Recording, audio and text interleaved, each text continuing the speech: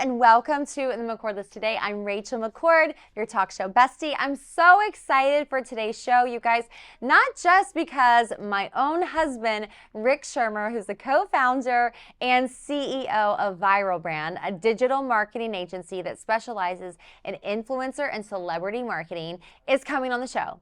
But also because you know me by this point. If you've been here before, you know I'm all about a deep talk, and I am excited because I also have the Bachelor of Comedy. That's right, you guys. Kwame Siegel is in the studio. He's going to be talking about all the things from growing up with a single mom to his work on Quake's House with Kevin Hart's network LOL, as well as touring with Eddie Griffin and kind of everything in between. He's amazing, he's hilarious, and you don't want to miss this episode. But I will tell you, if it's your first time on the show, welcome. I'm really glad you're here. You guys, this show is all about all things faith, family, health, fitness, wellness, all the things that matter the most. I want to help you live a life you were designed to live. And sometimes to do that, we have to remember that what we think about, we bring about. And sometimes when we have big dreams in our heart and hopes, if we don't see them come to fruition quickly enough, it's easy to lose faith and lose hope. Sometimes we can face self-doubt when we've gone for something, or maybe you're having that moment of breakthrough that you've been working for so long, but you're coming to the end of yourself and you're wondering, can I really get there? Well, this is your show to be all the best things in your ear, reminding you that yes, you can. We're going to hear some inspiring stories today, and I hope you enjoy it. I'm so glad you're here. I'm Rachel McCord on the McCord List today. Don't go anywhere. First up is Kwame Siegel. See you in a second. And we're back with the McCord List today. I'm Rachel McCord. I'm so nervous about this interview, y'all. Kwame Siegel is in here, the Bachelor of Comedy. I think you're gonna give me a run for my literal money right now. Is that what's gonna happen? Hey, I'm happy to be here. You know what I'm saying? I'm in the presence of this, young Princess Diana. What can we talk about? What are we saying right now? Yeah. Well, I don't even know what to come back with that. I'm like, there's so many things I could say, but I don't think I should say any of them. Okay, let's start with you, though. I think that's a safer bet. So you've been doing Quake's House on LOL Network for Kevin Hart, which I love so much. You're also a headliner at Laugh Factory, which I have to tell you a funny story. My husband and I lived across from Laugh Factory for 5 years at 7950 Sunset, you know that building? Yeah. And we never went. Why? Now, I need you to know that I am personally obsessed with comedy. Like, if someone can make me laugh, like, you have my heart. Like, it's already taken for you. Just prepare your heart, because I know you're doing all the things. But in all seriousness, I love the comedy. So it was our last weekend there before we moved to the West Side. We live in Marina Del Rey now. Nice. But before we went, it was like my last time, and we had to go to Laugh Factory. We laughed so hard, like tears were rolling down my face. And we were like, why did we not do this before? Yeah, who was there? Who was on stage? Do you remember? I have no idea. Oh, I have no clue. I just laughed so hard. Then there was another person who came on, like one of the people, like kind of starting. The openers, yeah. And it was Kwame. It was hilarious. It was so bad. Oh, man. It was so bad that it was hilarious. Oh, wow. So then it was like uncomfortable, because you're like, I wanted to laugh to help, but then I would laugh really delayed at the awkwardness of the not laughing. So, and then there was a guy, he came, I don't know his name, he was really funny, and he was talking about how women wear too much makeup. And the way to really know if you're gonna like the girl long term is to take her out in a rainstorm. That's one way to do it, right? So I start laughing before he gets to the punchline, because I'm just picturing this, and then he literally calls me out and he's like, okay, what am I thinking now since you're reading my mind? And I was like, I don't know. He's like, shut the F up. And I'm like, okay, I am not prepared for this, but it's funny. I love what you do. Yeah. You also do a ton in sports. Yes. You're a correspondent. You're on every network, it sounds like. I try. So what's your favorite thing you do? I love stand-up. You know what I'm saying? I've been doing stand-up since 10th grade, touring with Eddie Griffin since I was 19. After that, Charlie Murphy, Michael Blackson, Earthquake. It's so much. Rest in peace, Charlie Murphy. But right now, with the climate of everybody just trying to cancel everybody, and remember, no one can cancel anybody but God. But yes, you preach up in here. But it's just like now, you could see me do a show and I could get a standing ovation. But if somebody that was offended sends an email to the general manager, I could be, low-key suspended for 6 to 9 months. And it's just not the fun that it used to be. I'll tell you that much. But I really love NFL corresponding.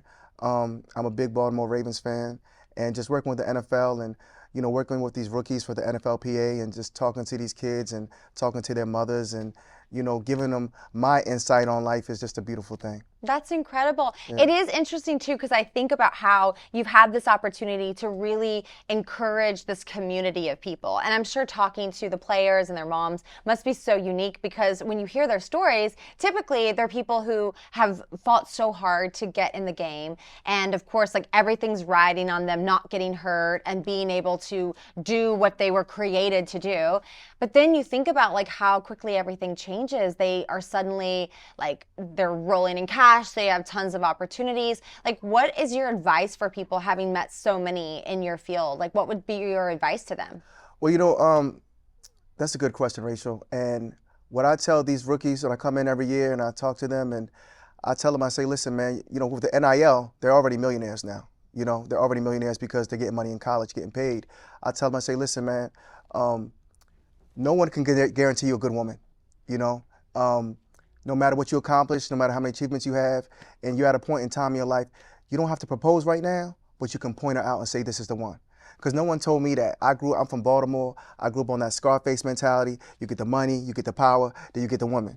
And now all I'm left with is OnlyFans chicks. And it didn't work out right for me. And I didn't even have a father or an older brother to tell me that kind of wisdom. So I always tell them now, I say, listen, you don't have to get married right now, but now that you're young and everybody's like on ground zero almost, they're already privileged, but you know what I'm saying? Yeah. I just said, like, man, this is your opportunity. And most of the time with these cats, I was with Tyler Suge, and he's already married, beautiful wife, everything. He's already set, ready to conquer the Saints in Louisiana. So it can happen. That's so sweet. It sounds like you're like a big brother for these people, and it try. sounds like you didn't have that. What was that like growing up without a strong male presence in your life? Well, it's, sometimes I only really get jealous of when I see like two grown men and you can tell they're father and son.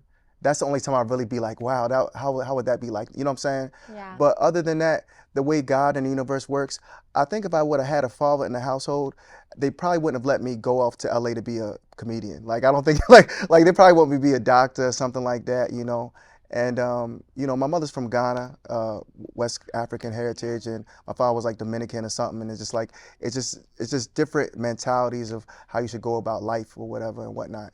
So not knowing him gave me the grace of being able to just explore. Yeah. And here I am. That's so beautiful. Mhm. We actually had someone on the show talking about how they were building schools in Africa, and their mom had built them, and then she passed on, and so now he's helping to carry it. I feel like it was Ghana that he had done it, but that's so beautiful to hear that heritage, and it sounds like your mom's a pretty remarkable woman. Yeah, she is, because when you're a single mother, you have to be a good cop and bad cop. And I told her, I said, Ma, I think you did good being from a broken home. She said, I tried my best. I said, Ma, that's the word. It's called a broken home. I didn't say you were broke. I said, that's the terminology. It's a broken home. It was just one of you. And it's a beautiful thing. She's a big sports fan. She came to all my baseball games, my football games, and everything like that. She's a big, like, Oriole fanatic and Ravens fanatic. So, it's the perfect mother. That's incredible. Yeah. And what do you feel like has been kind of the big learnings that you've had? It sounds like it's a lot about relationships. And I totally agree with you. My husband and I always say that the person you choose, who you marry, is the most important decision you make, because they impact so many decisions, like where you're going to live, what you're going to do, and does that person build you up? Are they helping you? I mean, I'm told I'm a unicorn. Do you know the terminology of a unicorn? I don't know. She's a beautiful white woman. I thought she was a Kennedy before we got here. I don't. Is that what we're talking about? She's married. She's married and everything. No, so I don't. I'm told that, like, if you're a woman and you're like, you got things together and you're not crazy, you're a unicorn. Well, it's like you have a lot of substance, and you have a lot of creation and everything like that, and a lot of intent. Like, I love women who want families, who want to be married. I love that type of mindset. I feel like social media just gears all women now. They don't want to be soccer moms. They just want to just be on the beach in Maldives somewhere. And that's the end all be all. And it's unfortunate, because it's like, just because I'm entertained doesn't mean I don't want to have a family and everything like that. But I just think that a good woman that's a good wife and everything like that. You from the South. What do you, you said Georgia, right? Georgia, yeah. So it's just, it's embodied in you, and it's, you know, and it's good that you found love even though you live and reside in LA. That's beautiful, because we have all the resources here. The best restaurants, the best weather, the best beaches, like right here. But it's just like the people just made everybody's mind haywire. Well, I do think it is very much about who you spend your life with, because, you know, you think about it, like, you can have the most beautiful beach in Maldives and anywhere else, but if the conversation isn't thought-provoking, if it isn't like seeing you, like, because I think every person's human need is to see, like, is to be loved and to be seen and known, and that's the desire of the heart. And for me, like, my faith grounds me, and I was actually just talking about that on our last show, like how important it is to be able to kind of get what you need from something, whatever that is for you. But for me, it's God. But you have to get it from something that's beyond you, because I think when we come into a broken world looking for something bigger, we can find ourselves feeling a little bit flat. And I think that's kind of the challenge anywhere. But there's also such a beautiful opportunity, I think, in life, that right when you least expect it, you meet someone. My husband and I met in January, got engaged in August, and married in December. Everyone thought we had a baby on the way. But we actually just started launching a bunch of companies and getting very involved in different projects. And now we've launched a little man, and that's our favorite launch ever. So hold on. So what was that time frame? Like 6 months? It was from January, so it was like 7 months, 8 months to get to August when we got engaged. It was like the end of January. But it's really sweet because he had actually just gone to Australia on a month-long trip. So his mom passed away before I met him. She was in her 50s when she passed away. And so he has learned about the fragility of life and how precious it is.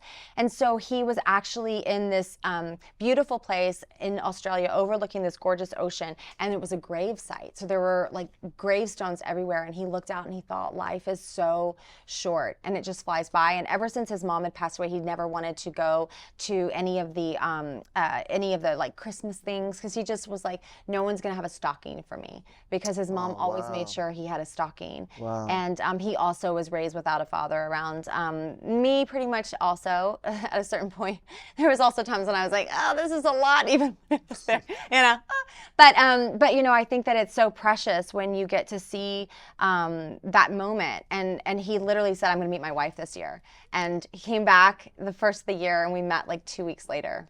I love it. I love it. You know, that's the thing about when I used to be back in Baltimore, and you see these stars and they get married in like 3 months, 5 months, a year. You'd be like, well, how could they marry so soon? It's like, but when somebody has the qualifications to be your boyfriend, he has the qualifications to be your husband.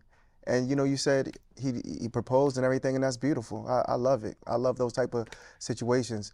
Hopefully 2025 and beyond, we can find something for Kwame. That's it.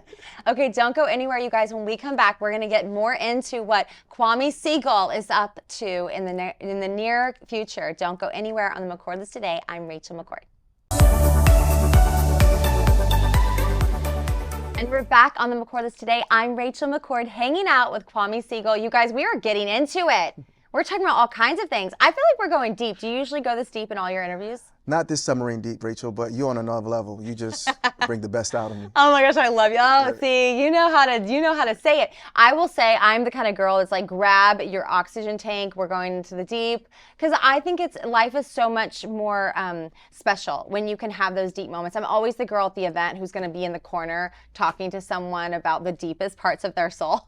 Yeah, why not? And I love it because, you know, you get to be in these beautiful places in entertainment, but it's not hard to have a conversation that's surface. I think it's more special when you can actually share your heart and hear someone else with where they're at. It's one of my personal passions. There we go. Yeah. I love it. Okay, so I hear there's a dating story from you that no one could tell me, but I needed to hear. It wasn't a dating story. It was probably how I ended a dating with somebody. I was engaged.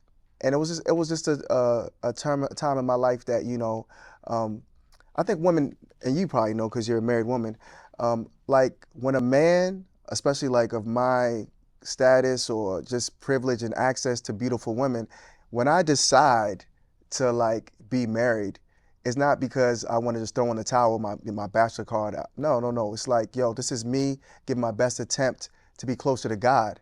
and start a family. You know, it's like musical chairs. Like it doesn't mean like you're the best woman to ever come across my life. You know, but it's a journey for everyone. And I think that, like I've told you, when I tell the young NFL guys, like, yeah, let's think bigger. Let's think, you know, after your pro career. Let's think about your family. Let's think about what really matters while we're here on Earth. That's so beautiful. What are you looking for in the spouse? Well, you know, just I have to get away from the BBLs, Rachel. You know what I'm saying? I have to don't know be, what this means. I have to get away from the plastic surgery. You know, Okay. I think, you know, that's just me being single. I think I need to become something wholesome, more Rihanna, Okay. more, you know, just wholesome. You More know. apple pie, Yeah, thank you. homemade-ish. Southern, something Yeah. like that. Somebody down to earth, somebody who's a nurturer. And I think that's what most men like make that mistake and fall into the trap of just going for looks. But you need somebody who's a nurturer like a mother. And you need somebody who's a giver, not a taker. Because we're here in LA and they all like to take. Okay, let me ask you a question then. Yeah. So are you opening up and being vulnerable in those dating moments, or do you keep the shades on and keep yourself a little Oh, okay. Let me back? let me tell you. First of I'm all, not judging, I just want to know. Rachel, What are we attracting here? Rachel, I'm a Libra. I'm romantic. I'm walks in the park. Oh, slow walks in the park? Slow walks in the Or do park. you just jog and say, keep up, ho? Keep up, ho. You didn't see that one coming. Listen, I'm Saccone's. You know what I'm saying? Table 51 is my restaurant. Okay, Is my love table. that. I love I'm perfect. I love it. I love being a chaperone. I love showing women a good time. But it's come to a point where it's just like, you follow up these athletes that have millions of dollars. You follow up these scammers that have millions of dollars, these dope dealers. And so by the time you get to a guy who's actually gracious and, you know, and privileged and you taking you to the governor's ball or whatever, it's like you don't really appreciate it because you've just been squandered by so many other guys. So it's hard finding that balance right now. And, you know, with social media, everybody feels like, you know, there's something out there, you know, better. But in actuality, it's like you have to just decide one time, let's say, like, look, we're going to build. And I have to work on that myself. I couldn't agree more. I think it's always that question too of like, hey, like what is my standard and what's important to me, and then like what do I want to see in the world. And I think that was kind of a sweet thing that happened with me and Ricky, like the day we met, was that he said something to me. Actually, I haven't ever shared this with anybody, but we had talked like all day, like for hours and hours. I think I told you before we came in, like I was spinning off his ex-girlfriend. My girlfriend was all up on it. And I was like, everyone needs to sit back down. I was hosting this event for Sundance Film Festival. Yeah. And so I'd hired my friend to come in and bartend because it was very last minute that we were booking this event. And so I was just like, yeah, sure, I'll do it. And it was like on a really tight budget. Mm-hmm. So I was like, yeah, that's fine. I'll make it work. And then I start trying to book all the vendors and everyone's booked out because Sundance is crazy. It's like it happens in Park City, Utah. I'm sure you know this, but for those of you at home, and so all of the stores turn into nightclubs. Everything is taken over. Every human being who's in Utah is working.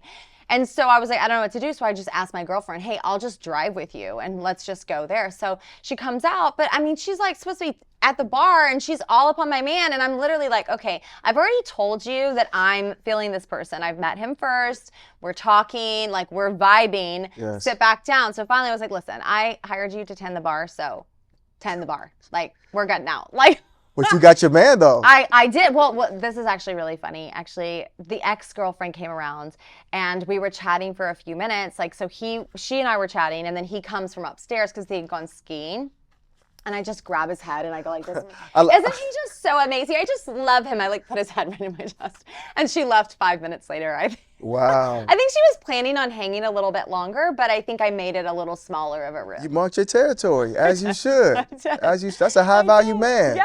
So we talked all night. We had so much fun. And then a little bit before, like literally the sunrise, we talked until.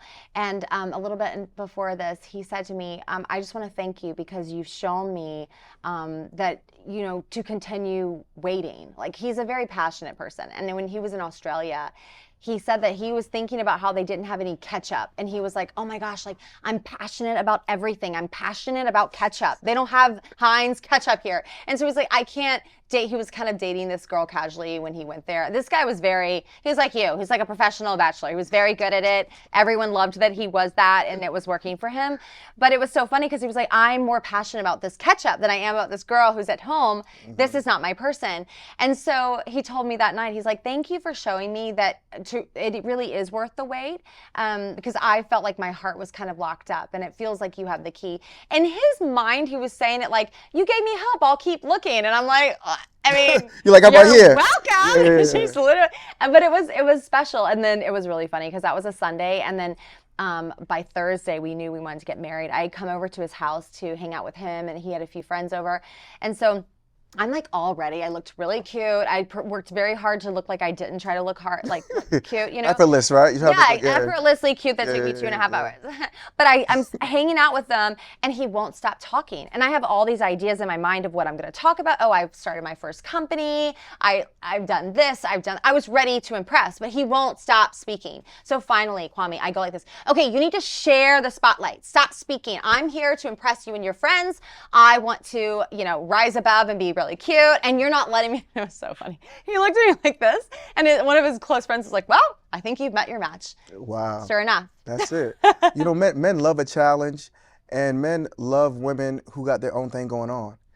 Then we don't have to worry about you because we all have our things going on in our own lives. So if it's like, if you date a waitress, she has a lot of time on her hands. Oh, shame. If you date like a bottle service girl, or I don't know, like I said, I'm in the age right now that all I meet is sex workers. Like, I don't care if you're a cashier at a strip club, you're still a sex worker. You know what I'm saying? It's your choice to go to heaven or not. I don't know how to say it, but this is what we're up against right now in 2025 dating. So it's very hard. But when you meet somebody who has their own thing going on, and it's more attractive. You're like, okay, well, we can start this thing, and y'all start businesses together, and you build together. You understand it's a group effort. That's what they call teamwork, correct? That's 100% correct at the very end what you said. That's what I'm going to agree with. I'm not going to agree with the whole spiel. Okay. No, I'm telling you, it's like it's hard to be the girl that doesn't have OnlyFans that's single. Like, it's crazy. I know we're in LA, but it's just like it's very hard. Like, so we chose this life, like The Godfather. This is the life we chose, and what comes might come. Okay, you have your own show, I know, but I would love to just pluck you out of LA and put you like in Hindertucky or like good old Georgia vibes and just show you a little bit of a wider example of what is out there for you. No, you're right. And she's from the South, so she knows. When I went to the Super Bowl in Louisiana, like, before I got there, my rental car was like $2,700, including the down payment, everything like that. And the girls there, the sisters there, was so nice. And like, she gave me, all I said, like, just give me a car. As long as it can, carry my briefcase, I'm straight. She gave me an SUV, and it was only $500 for like a week and a half. And I was like, man, I forgot people are this, like, because LA's so transactional. Just transactional vampires walking around here. And it's like you get somebody who's just showing love out of just love. Like, it's just like with nothing in it. And I came back and I gave all of them all my gifts bags from all the Super Bowl events. And just blessed them because they really, I never felt, I forget sometimes that there are some people who don't want to take. 100%. It's hard. And I get the feeling from you that you're super generous. And Thank you. The saying, hope deferred makes the heart sick. I think when you hope for something, especially probably with how you were raised and not having a father around and having, watching your mom probably work so much to be able to provide and what she must have sacrificed. So there must be a huge aching in your heart for family. And so when you don't have that and you've wanted it, it can feel like so discouraging. But I think it's also so encouraging when like God gives you the glimpses of the things that you want in this life, and you can see that against all odds. And let's be real honest, like Rick and I have slayed a lot of dragons. I've had to slay mine, he's had to slay his, we've slayed them together. I grew up in trailer parks in Georgia. Like, don't be thinking I'm a bougie Kennedy over here, okay? I thought Roswell, but you said no. I mean, I moved around a lot, so I will claim Roswell. There was a point where I lived in Roswell, yes, but I think the reality is that like we all have to come through so much, and sometimes we can get lost along the way. But I think the most beautiful thing is that when we can have grace for ourselves and others, and to see like almost like, because I'm a Jesus girl, so I'm always seeing how Jesus got in the dirt with the prostitute, and he said, like, he who was without sin cast the first stone, but then go and sin no more. So there's almost like this invitation to say like, hey, like you might meet someone in the middle of their mess, but maybe the story of revival, the story of redemption for that person, you could be a catalyst for it. Because my guess is you probably have a really strong sense within yourself of who you are. And you might be like Rick was and is for me, which is my rock. Like I can build companies and take risk and be scared and fall on my face and get rejected and get scared and give up and then try again and have people tell me I suck. And then he tells me something different. Like you get that because you learn that this life is so fragile and so precious, and every moment that we have, because I've had open heart surgery, so my heart has literally started beating twice in my life. And I know that for me at this season, it's like, what do I want to put on my heartbeats?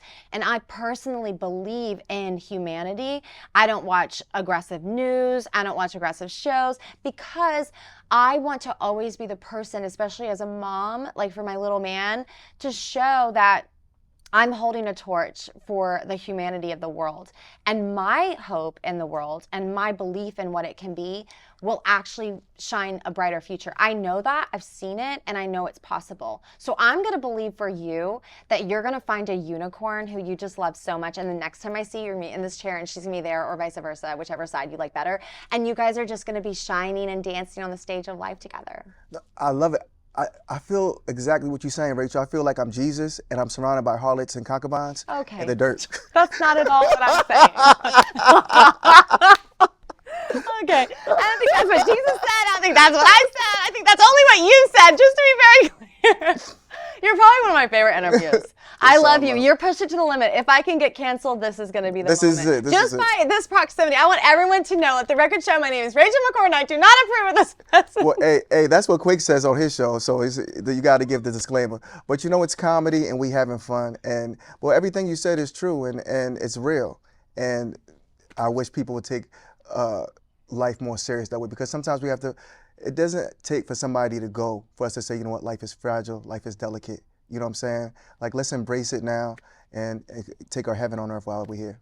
Yes. What a good way. You're amazing. I genuinely love you. Yeah. You guys, thank you so much for tuning in. Good news, he doesn't know this, but next up is my hubby, Rick Schirmer. You would think this was an infomercial Okay, Rick. for Rick Schirmer. Okay, Rick. He'll be here next, and we're going to have so much fun. Don't go anywhere. I'm Rachel McCord on the McCord List today. You've been watching Kwame Siegel break it down and literally crack my mascara. It's so funny.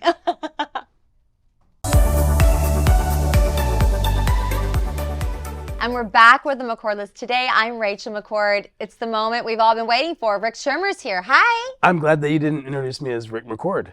Well, I could have. Should I take it back? Welcome to the McCord List. Yes. The name sounds a little familiar. Have you ever heard of it before? Did you name it yourself? No, I'm just used to being called Rick McCord very often. Yeah, because I am You're married definitely to Rick Rachel McCord. Yeah. This is Rachel McCord married to Rick Schirmer. It's really You also have another title: founder, CEO, viral brand, a couple accolades, couple movies, couple TV shows. Well, you know what? It's been a long journey and fun journey. So I'm happy to be here. What's your favorite thing you've ever done in addition to marrying me? Oh my gosh, favorite thing I've ever done. Like, do you mean career-wise, or do you mean just in general in life? Whatever comes to mind. Oh gosh, like, I was thinking about a water park slide for some reason. It just popped in my mind. I don't know. That's literally why I asked that question, because I figured something like a water park slide would enter into your mind. And this is why our kid has the best child life ever in the history of ever. We got an amazing kid, but I am a big kid dad, so. You are. Yeah, was that Grown Ups movie, Adam Sandler? Unfortunately, didn't get to work on that movie. I wish I had.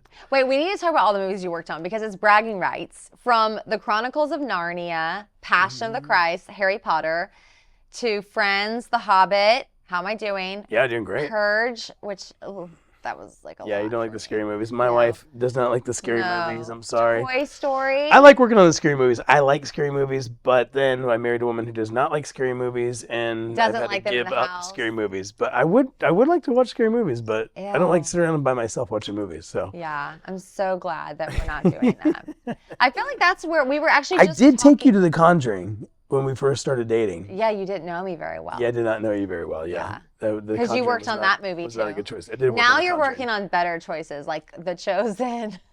Well, we've always worked on faith. House of We've always worked on David. faith stuff. It's I know it's you. You spectrum. love to like spread yourself. Yeah, I always say there's riches in the niches, and for us, in the when you want to make a brand go viral. So, really, my career has been focused on helping build viral brands, and so when you want to make a brand go viral, you really have to think about a niche community that you want to target for it to go viral in. So. You just don't want a brand to go viral just randomly and just with random people. You really want to pick your niche community that you're targeting, or multiple niches, and then target those communities and think like, how can I go viral with those people? And that's really how you go viral with it as a brand. And community niche number one is your own brand audience. So that's like your core audience, your fans, your raving fans. And if you don't have any raving fans, if you don't have any fans yet and you're an emerging brand, then the trick is actually just borrowing from other people. So find a community that you want to target, and whether it's moms or, horror movie fans or the faith community, and getting influencers to share and talk about your product and borrowing their influence to help you elevate. I should have warned you that in my studio. Here, put your hand out. Put your hand out. Look at the screen. Oh, this I is am the a- worst scenario for Schirmer. I am 'Cause a- He's Italian and he talks with his whole body. I do. So I'm like literally putting my hand right in your All face. the time. All the time. I love how you're talking about the riches and niches, but in reality, when you do influencer and celebrity viral marketing, you're really thinking, how can I help a brand go viral? But you've really tapped into pretty much every audience across the board, from consumer packaged goods, projects with shows, movies, all of the things. What's been like one of your favorites when you look back at them? Oh, I think that probably Narnia was always been my favorite one, because it was the first one that I felt like was so fun and tapped into like the kid in me. And I went to Oxford University over in England for graduate school. And then and C.S. Lewis was a professor at Oxford. And so I knew about C.S. Lewis. And then, there was just like this kind of magic, and I think that it was also cool because I used to work full time at the Walt Disney Company in partnership and brand marketing. And when I was there, which is kind of how I got the idea to start doing what I do now. But when I was there, I left to go do something brand new. It was like 2003-ish. And, all this stuff was new. Influencer wasn't even a word back then. Social media was new. MySpace, we're getting people to post on their MySpace walls about movies and things like that. This is like early posting. This is like the beginning of the thought of posting. In fact, it wasn't really hardcore a strategy that people would even think about. Like, we post for a movie on my MySpace wall, and we reach out to people and ask them to do that. It was so grassroots and so new at the time that it was like, but that concept was really popping then. And during Narnia, I remember sitting at the Disney studio, which again, another reason why I think it was fun, because I left Disney and now here I am back at Disney as an agency promoting a movie as an agency. So that was just real special for me to be, it was a risk leaving. And so now I'm back and it's cool. So I'm in this zone where, I'm back at the studio, and then, YouTube, MySpace, all these things are brand new. And the idea that you could even post on a wall or post on a blog, a video, and not have to download a 100 megabyte file and figure out how to get a 100 megabyte file to somebody to be able to post on their blog or post on a MySpace wall was just a foreign concept. Like, what, you can give you a snippet of code and then they can, post that. So it was just all that was brand new at the time. It was super exciting. So where do you think the puck is going? I'm gonna say that.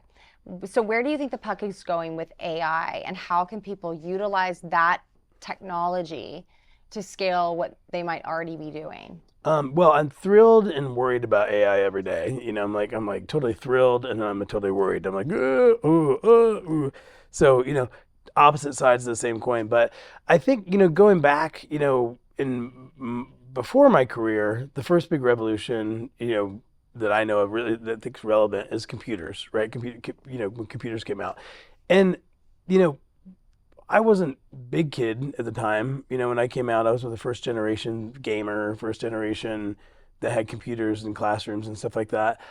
But the reality is, like, I think that most people had predicted that, nobody was going to have jobs anymore because of computers, and all that did is make people work more.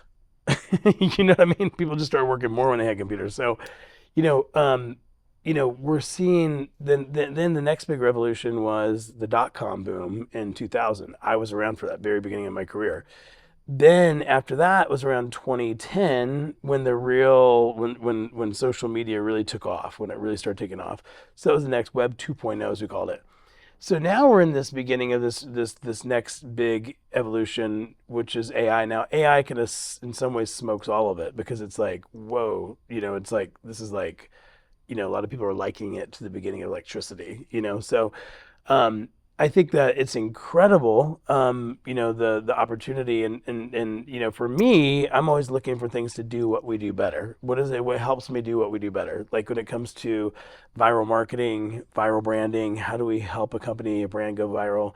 And for us, it's always been the same. The discipline that we've learned about there's riches in the niche community, getting influencers to talk about it. Then all of a sudden influencers have social networks and social media. So now they can share, instead of just one person, they can share to 1,000 or 1,000,000 or millions of people.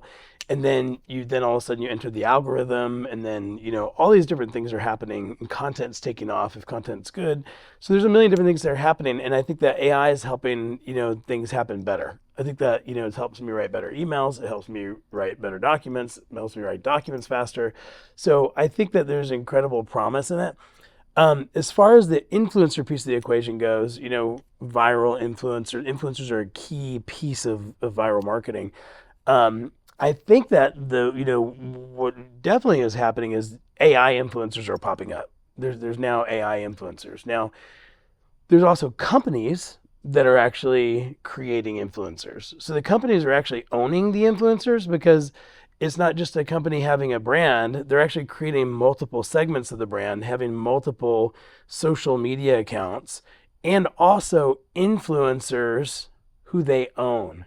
Okay, so let's take a step back. So what you're saying Influencers, AI. is companies are creating their own robotic influencers. Correct. And these influencers are called influencers because they influence. So Yep. utilizing social media, they are posting content, tagging brands, but they're not real people. They're actually robots. Correct. And so companies have kind of deployed that as a way to scale. I mean, that's a pretty world altering thought, Yeah. because then your biggest challenge, the reason why influencing worked in the very beginning was because it was about trusting the person that you're talking to. Correct. And so I almost wonder, will the people who are real influencers have more influence because you'll trust them more, or will it lose a bit of its influence because people are uncomfortable thinking this is unreal? Yeah, it's a great question. So, you kind of feel like AI is coming for all of our jobs.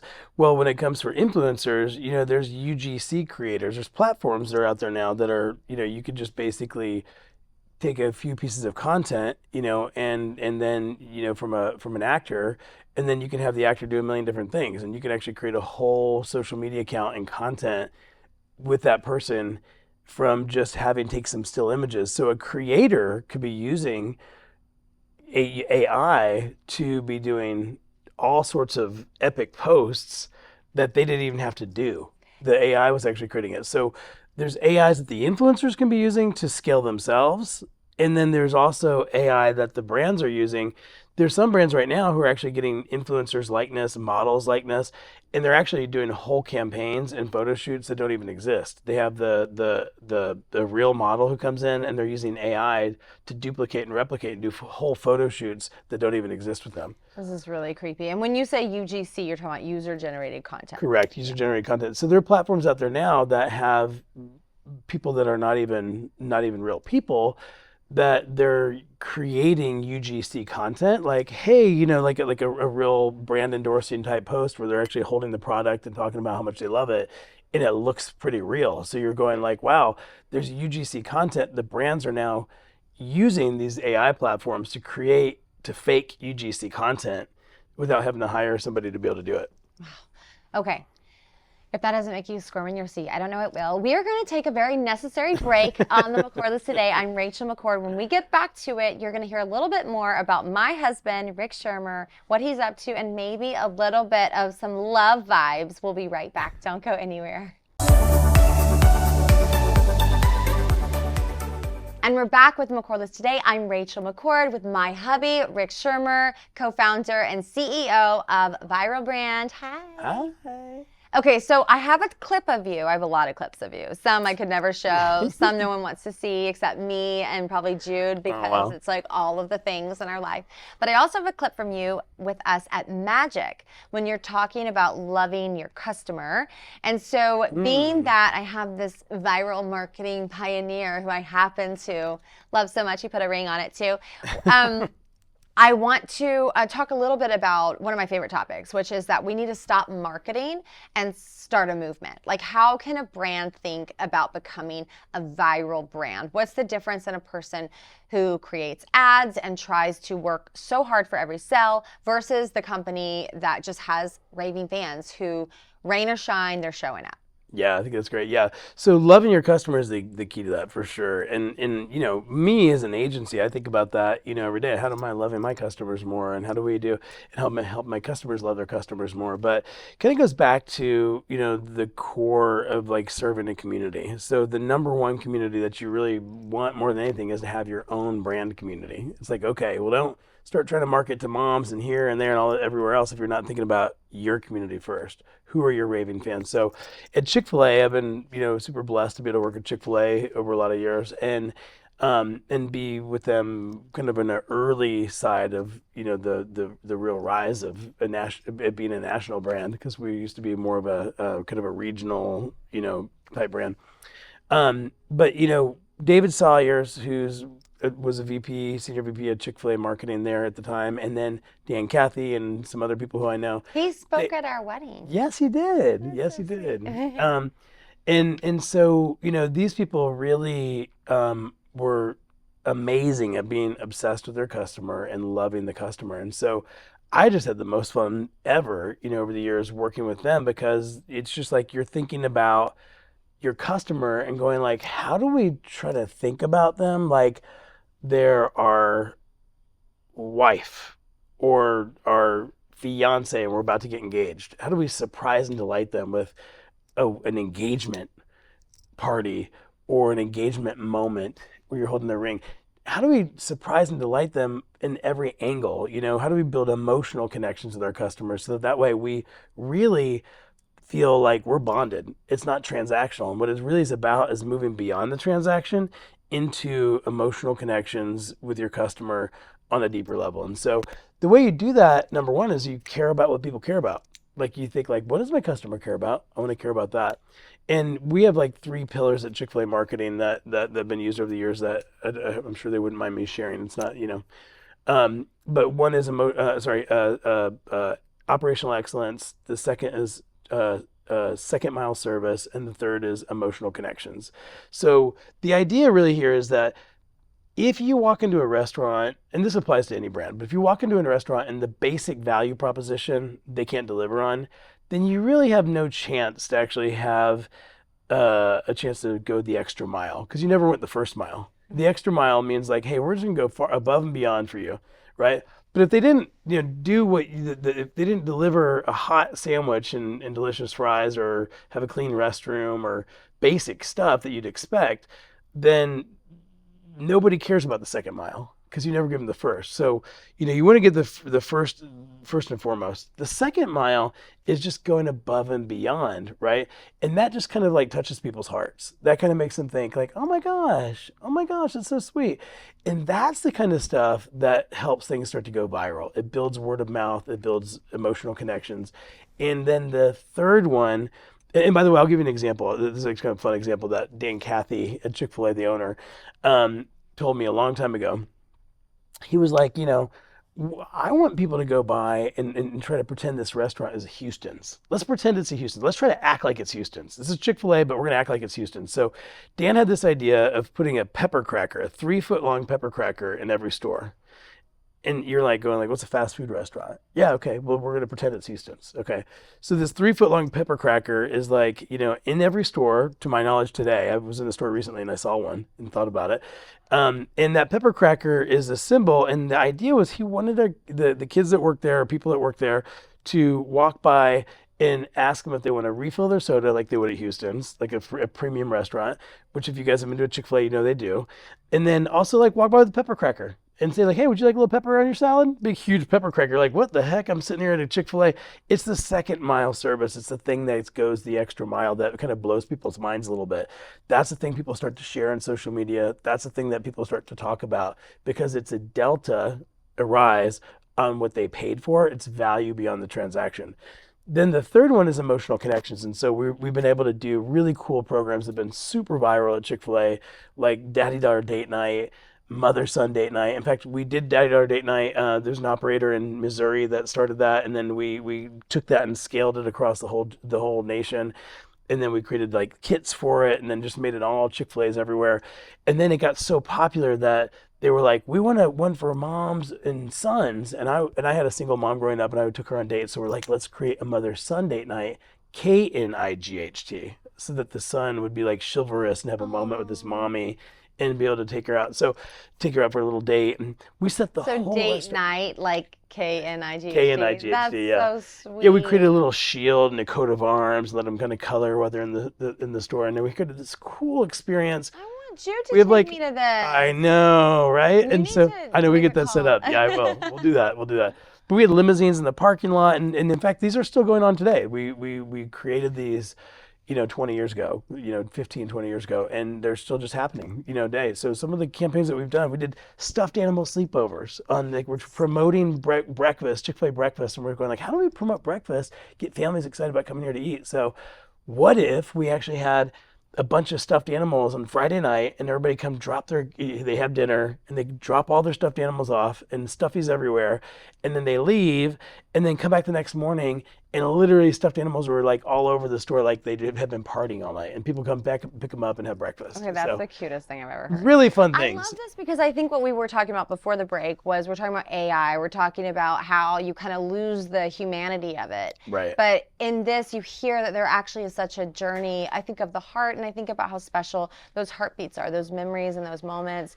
And I think a lot of people work really hard, especially entrepreneurs, to build out these types of concepts. But it is hard when you're a bootstrap founder and you're trying to figure out where you'll invest your dollars and where you won't. So I want to talk a little bit about what mistakes you think entrepreneurs are making right now in their businesses when it comes to marketing. Well, I think the number one thing is they're not doing marketing because they're just trying to survive, Well, yeah, Entrepreneurs, that makes sense. you know what I'm saying? Like, I think that every like small business, you kind of get locked in the survival mode, and you forget about like kind of building a pipeline.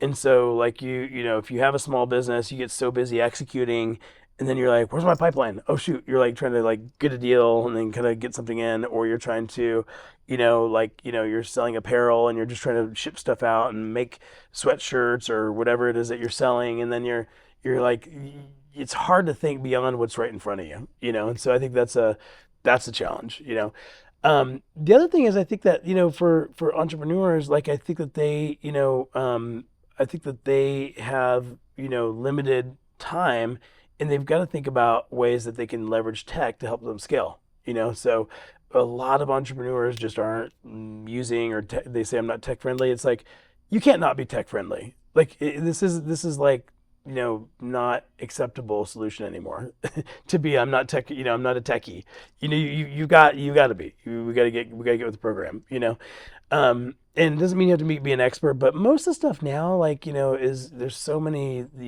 things that are helpful. Like, for instance, Fixer, AI, for emails. It's like, I know you personally have struggled with your emails, and then all of a sudden you're like, Fixer, AI emails. Oh my gosh, this is helping me scale. Those kind of things help create time for you, especially in this modern era. So I think that, like, we just have to get past that sort of like uncomfortableness with tech. And you don't really, most of it's more and more now plug and play than ever. Back when we started doing, influencer and viral marketing 20 years ago, we were having to build tech to be able to help people share, because we didn't have any, there was no tech for it. So we had to build tech. So we were building tech, but now we don't build much tech anymore. I mean, we use tech, and we have tech stacks. We have certain tech that we own, but it's more of a proprietary stack. We don't have to develop much anymore, the way that we had to 20, 15 years ago. And so I think that, things are off the rack, plug and play now. So I think that it's going to be really important.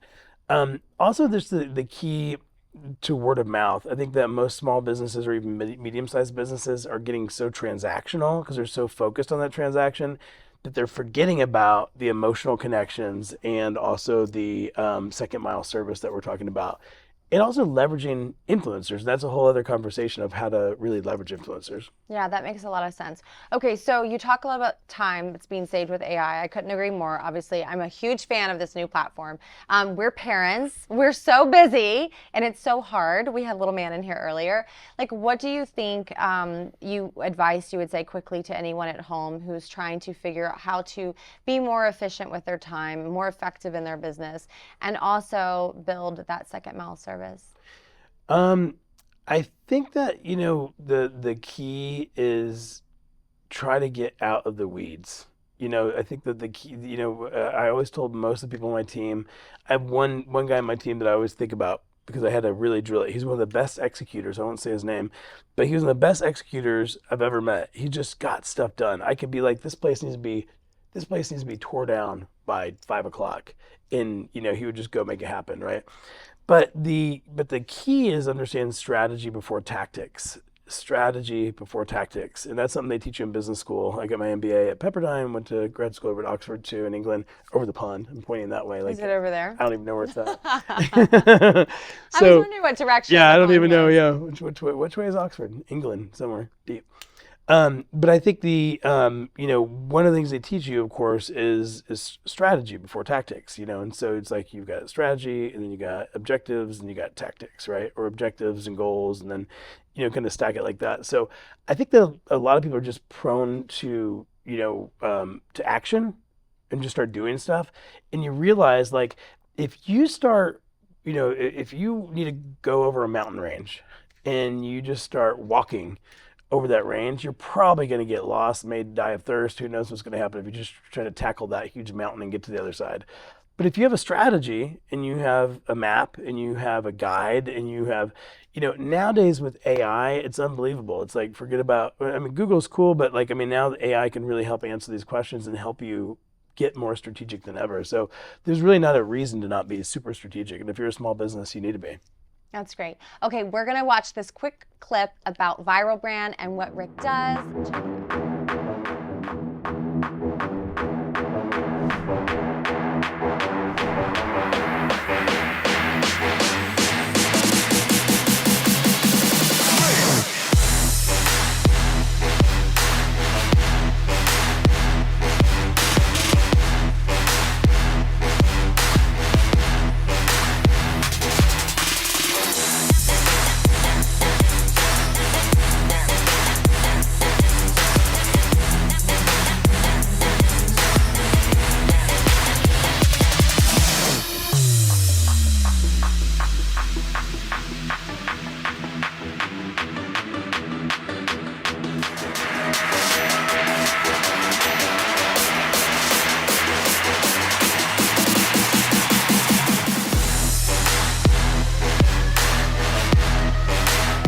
Thank you so much for tuning in. Ricky, you're amazing. Thank you so much. I love you. Thank you. I love you. I'll see you at home in just a little bit. Yep. We'll see you in the car ride home. Oh, we actually drove separate. Yeah, didn't we? Yeah. I'll take the baby. Thank you guys so much for tuning in. This has been an amazing episode about all the things. I'm Rachel McCord on the McCord List today. We'll see you next time.